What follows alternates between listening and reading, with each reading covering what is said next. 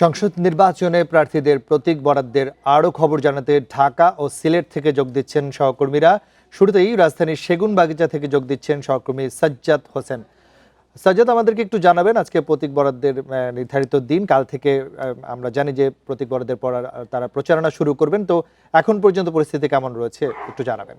জি রাজীব, আমি সকাল থেকেই আছি রাজধানীর সেগুনবাগিচায় বিভাগীয় কমিশনারের কার্যালয়। এখানে সকাল থেকেই রাজনৈতিক দলের প্রতিনিধি, স্বতন্ত্র প্রার্থী যারা আছেন এবং যারা আগামী ত্রয়োদশ জাতীয় সংসদ নির্বাচনে অংশগ্রহণ করবেন তাদের প্রতীক বরাদ্দ দেওয়া হচ্ছে। আমরা যেমনটি শুনছিলাম, সেগুনবাগিচা থেকে প্রতীক বরাদ্দ দেওয়া হবে ঢাকার 13টি আসনের 4 থেকে ঢাকা 18 এবং 13 এবং 15 বাদে বাকি যে 13টি আসন আছে সেই 13টি আসনের প্রতীক এই রাজধানীর সেগুনবাগিচার বিভাগীয় কমিশনারের কার্যালয় থেকে দেওয়া হচ্ছে।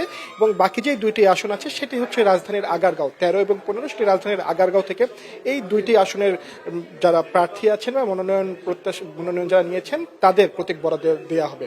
সকাল 9টায় শুরু হয়েছে প্রতীক বরাদ্দ এবং এটি চলবে বিকেল 3টা পর্যন্ত।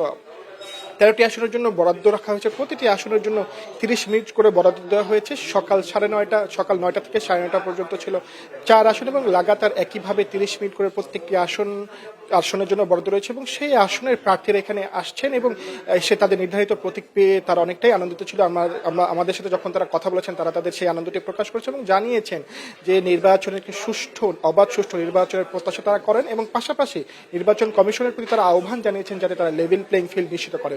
এবং আপনি যেমনটি বলছিলেন, আজকে প্রতীক বরাদ্দ দেওয়া হয়েছে এবং আগামীকাল থেকে প্রচারণা শুরু হবে এবং এমনটাই কিন্তু জানিয়েছেন প্রতীক পাওয়ার পর রাজনৈতিক দলের প্রতিনিধিরা। তারা জানিয়েছেন আগামীকাল সকাল থেকেই নির্বাচন কমিশনের নির্দেশনা অনুযায়ী আগামীকাল সকাল থেকেই 22 জানুয়ারি থেকেই তারা তাদের নির্বাচনী প্রচারণা শুরু করবেন। সেই অনুযায়ী তারা তাদের প্রস্তুতি নিয়েছেন এবং এখন পর্যন্ত প্রতীক বরাদ্দ দেওয়া চলছে। এখন ঢাকা 8 আসনের জন্য নির্ধারিত সময় চলছে এবং ঢাকা 8 আসনের যদি একটু প্রার্থীর কথা বলে রাখি, এখানে আছেন মির্জা আব্বাস গণ অধিকার পরিষদের থেকে মেঘনা আলম এবং জোট থেকে আছেন নাসিরউদ্দিন পাটোয়ারি। তারা এখন এখানে এসে উপস্থিত হয়নি, আশা করছি কিছুক্ষণের মধ্যে তারা আসবেন, হয়তো তারা তাদের প্রতিনিধি পাঠাবেন এবং এটি আজকে যে প্রতীক বরাদ্দের বিষয়টি নির্বাচন বিভাগীয় কমিশনার কার্যালয় এটি বিকেল 3টা পর্যন্ত চলবে।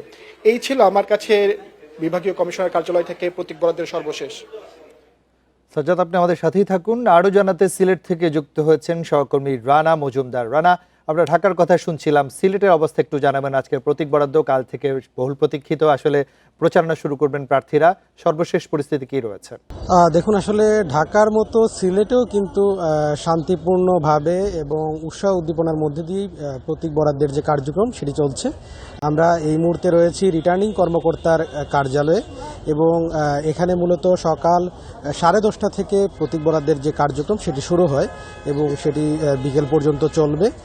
আমরা দেখেছি যে আসলে প্রতীক বরাদ্দের যে সময়টি দেওয়া হয়েছিল তার আগে থেকেই মূলত আসলে প্রার্থী এবং তাদের অনেক সমর্থকরা তারা কিন্তু রিটার্নিং কর্মকর্তার কার্যালয়ে এসে জড়ো হয়েছেন এবং তারা এটি মূলত চলছে আসলে সম্মেলন কক্ষে এবং সেখানে যারা প্রার্থী রয়েছেন সিলেটের 6টি আসনের তারা কিন্তু অনেকেই এসে উপস্থিত হয়েছেন এবং এই মুহূর্তে আসলে সিলেট 1 আসনের প্রার্থীদের মধ্যেই কিন্তু প্রতীক বরাদ্দ চলছে এবং পর্যায়ক্রমে সিলেট 2, 3, 4 এভাবে 6টি আসনের যারা প্রার্থী রয়েছেন তাদের মধ্যে কিন্তু প্রতীক বরাদ্দ করা হবে এবং এক্ষেত্রে আসলে এখন পর্যন্ত আমরা অনেক প্রার্থীর সঙ্গে আমরা কথা বলেছিলাম, সমর্থকদের সঙ্গে আমাদের কথা হয়েছে। তারা যে বিষয়টি বলছেন যে আসলে এখন পর্যন্ত নির্বাচনী পরিবেশ তারা দেখছেন সুষ্ঠু রয়েছে এবং এক্ষেত্রে আসলে তারা রিটার্নিং কর্মকর্তা কিংবা নির্বাচন কমিশনের কাছেও তারা যে দাবিটি জানিয়েছেন যাতে করে নির্বাচনী পরিবেশটি সুষ্ঠু থাকে। পাশাপাশি আমরা তাদের কাছ থেকে জানতে চেয়েছিলাম যে তাদের নির্বাচনী প্রচারণাটা তারা কখন শুরু করবেন। সেক্ষেত্রে তারা বলছেন যে আজকের পরে অর্থাৎ আগামীকালকে থেকেই মূলত তাদের যে নির্বাচনী প্রচারণা সেটি কিন্তু তারা শুরু করবেন এবং এক্ষেত্রে আসলে তাদের যে নেতাকর্মী রয়েছেন, সমর্থক রয়েছেন তাদের মধ্যেও আমরা ব্যাপক উৎসাহ উদ্দীপনা আমরা লক্ষ্য করেছি এবং আপনি জানেন যে আগামীকালকে কিন্তু বিএনপির চেয়ারম্যান তারেক রহমান সিলেটে আসবেন এবং তিনি মাজার জিয়ারতের মধ্যে দিয়ে তার নির্বাচনী যে প্রচারণা সেটি কিন্তু শুরু করবেন এবং প্রায় 2 দশক পর কিন্তু তিনি সিলেটে আসছেন। সেক্ষেত্রে তিনি সিলেটে এসে ঐতিহাসিক আলিয়া মাদ্রাসার মাঠে তিনি একটি জনসভায় যোগ দিবেন এবং সেখানে মূলত তিনি বিএনপির যারা প্রার্থী হয়েছেন সেই প্রার্থীদেরকে তিনি পরিচয় করিয়ে দেবেন এবং প্রার্থীরা আশা করছেন, যারা সমর্থক রয়েছেন তারা আশা করছেন যে এই নির্বাচনী সভা থেকে তিনি যে নির্বাচনী বার্তা সেটি তিনি কিন্তু আসলে জনগণের কাছে কিংবা প্রার্থীদের মধ্যে একটি দিক নির্দেশনা তিনি পৌঁছে দেবেন, সেই প্রত্যাশা আসলে তাদের রয়েছে। তো সেক্ষেত্রে আসলে বিএনপির নির্বাচনী প্রচারণা নিয়ে এক ধরনের বাড়তি উচ্ছ্বাস আমরা আসলে এখন থেকেই লক্ষ্য করছি, যেহেতু বিএনপির চেয়ারম্যান তারেক রহমান আগামীকালকে সিলেটে আসছেন।